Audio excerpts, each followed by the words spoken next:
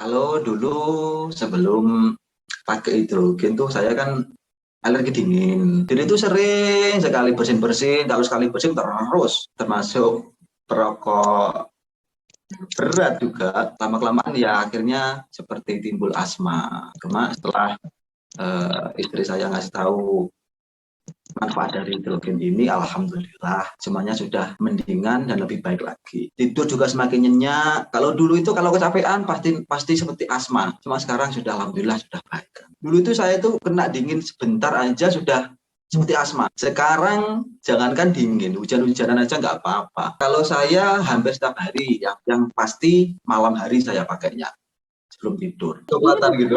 Saya juga kaget. Berarti kan nikotinnya rokok itu berarti benar-benar nempel di situ. Ya, dan sekarang saya sudah mulai bisa mengurangi rokok juga setelah dari situ. Yang jelas saya juga kaget.